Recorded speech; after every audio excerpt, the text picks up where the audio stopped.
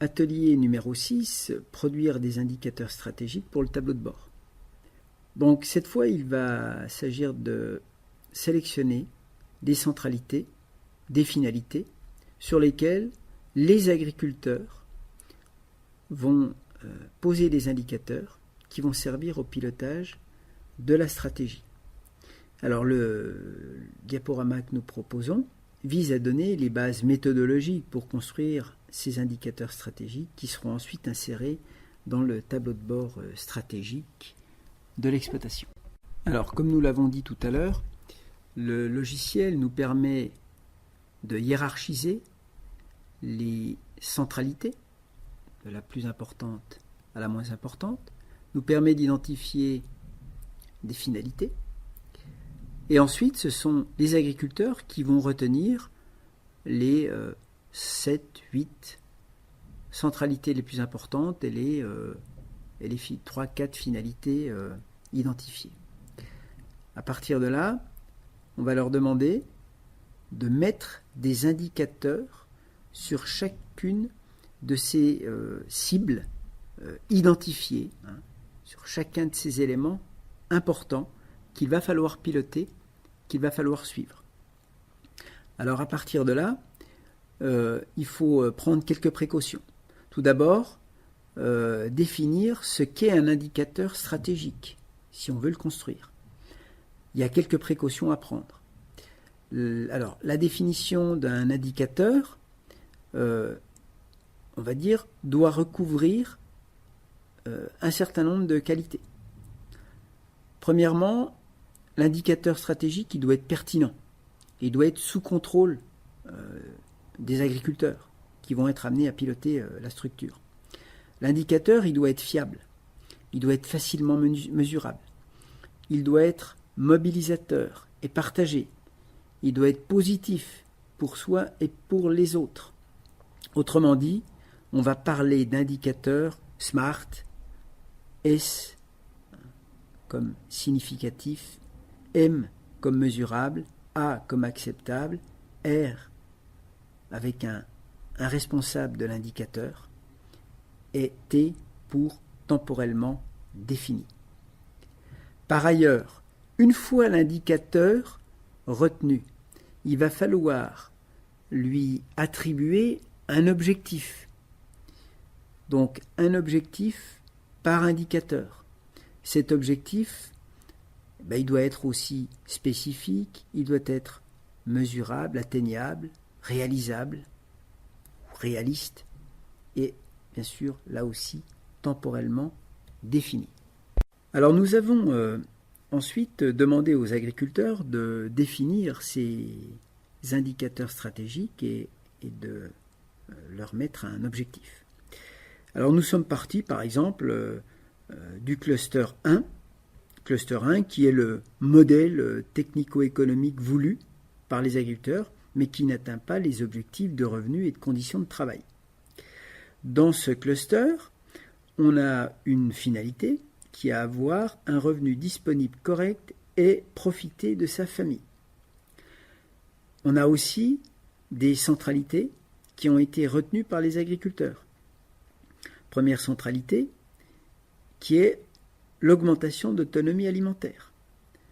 Une deuxième qui est produire de l'agneau d'herbe. Une troisième qui relève de la surcharge de travail. Et une quatrième centralité qui est de vendre de l'agneau de printemps. Tous ces éléments-là sont des éléments contenus dans la carte causale qui sont les plus importants et qui sont extraits de la carte causale pour être suivis, pilotés. À partir de là, on met un indicateur sur chacun de ces points. Si on prend le premier, l'augmentation de l'autonomie alimentaire. Là, en fait, l'indicateur, c'est un indicateur lié à la taille du troupeau. C'est la définition de la taille du troupeau. Et l'objectif que les agriculteurs ont retenu, c'est de considérer qu'il leur faut 1000 brebis, donc il va falloir baisser le nombre de brebis, mais qu'en gros, avec 1000 brebis, la question de l'autonomie alimentaire est réglé. Un autre élément important, une autre centralité importante qu'on retrouve dans la carte et qui est pour les agriculteurs un élément essentiel du pilotage de l'exploitation, c'est de produire de l'agneau d'herbe. Produire de l'agneau d'herbe, c'est défini par un indicateur qui est en fait un nombre d'animaux de la race Hampshire à produire tous les ans, ou là, dans ce cas, il s'agit des brebis, du nombre de brebis qu'on va avoir.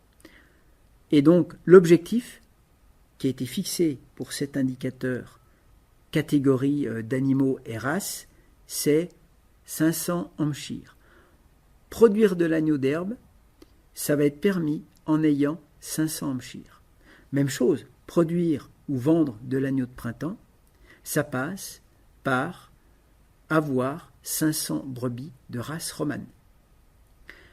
La question par exemple de la surcharge de travail qui apparaît dans l'exploitation, elle est traitée par un nombre de jours de repos. C'est l'indicateur. On veut un minimum de jours de repos. Quel est l'objectif? Les agriculteurs ont dit, il faut qu'on ait 70 jours de libre par an. Et dans ce cas-là, pour eux, c'est un jour de repos par semaine, plus 2 semaines de vacances par an.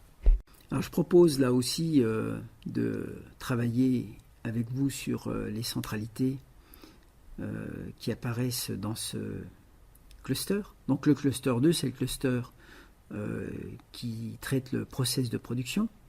Et il est du coup pas étonnant qu'on ne trouve pas dans ce cluster de finalité. Par contre, on trouve 3 éléments centraux. Le premier, c'est maximiser le BE.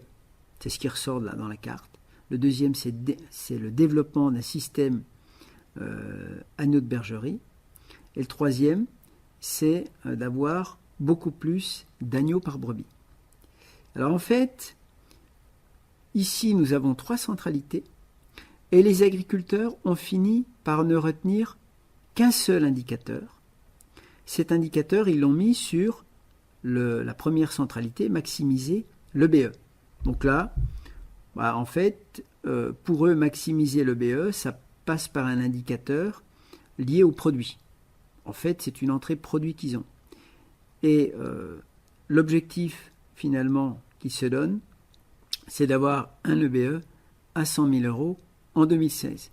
Là, on voit qu'il est aussi important de se donner un horizon temporel quand on fixe un indicateur. Vous voyez par ailleurs que les 2 autres centralités n'ont pas d'objectif, n'ont pas d'indicateur, parce qu'en fait, les indicateurs, on les retrouve dans le cluster 1. On a par exemple ici beaucoup plus d'agneaux par brebis. En fait, les agriculteurs, pour atteindre cet objectif-là, ou pour réaliser cet objectif, considèrent qu'il faut avoir de la brebis de race romane. On a déjà vu dans le cluster 1 qu'un des indicateurs concernait le fait d'avoir des brebis de race romane et que l'objectif en la matière c'était d'avoir 500 brebis de race romane. Donc là, on a déjà un indicateur qui va permettre de régler le suivi d'une autre cible qui est ici, avoir beaucoup plus d'agneaux par brebis par exemple.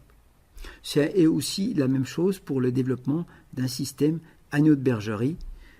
Ils n'ont pas mis d'indicateur ni d'objectif parce que cela est déjà présent avec l'idée de vendre de l'agneau de bergerie en ayant 500 romanes. Donc globalement, avoir 500 brebis de race romane, ça permet de vendre de l'agneau de printemps, ça permet de développer un système agneau de bergerie et ça permet d'avoir beaucoup plus d'agneaux par brebis. Je propose là de revenir sur le cluster 4 qui est le cluster de l'image du système qui se veut innovant, adaptatif, dynamique.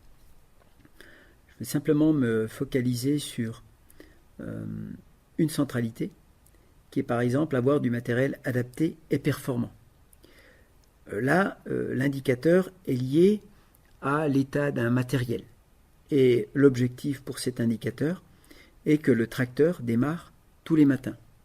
on peut vraiment s'interroger sur le lien entre le tracteur démarre tous les matins et avoir du matériel adapté et performant. En fait, pour ces agriculteurs-là, le tracteur ici est un outil central utilisé quotidiennement et qui doit être performant. En fait, ils savent que si le tracteur démarre tous les matins, les autres matériels qui seront utilisés avec ce tracteur seront en état. Et finalement, ce choix-là va conduire, en fait, indirectement, à avoir du matériel adapté et performant. Une fois l'ensemble des centralités retenues, des finalités retenues, une fois les indicateurs définis, les objectifs par indicateur posés, on a réalisé ce que l'on appelle une carte stratégique qui va représenter les liens entre les indicateurs et les axes stratégiques. Là, on retrouve les deux axes stratégiques et on voit qu'un certain nombre d'indicateurs sont communs aux deux axes stratégiques. On a là, de manière synoptique, de manière globale, une vue sur les éléments stratégiques du projet des agriculteurs. On retrouve l'ensemble des indicateurs que nous allons cette fois intégrer dans un tableau de bord pour produire un outil qui servira au pilotage de l'exploitation. Alors une fois que l'on a construit cette carte stratégique, eh bien on va produire le tableau de bord. Le tableau de bord, en fait, va reprendre par axe stratégique les objectifs stratégiques, les cibles que l'on a identifiées, l'indicateur pour chacune des cibles et l'objectif à atteindre pour chacune des cibles. Donc en fait, on fait une traduction de la carte stratégique en tableau de bord.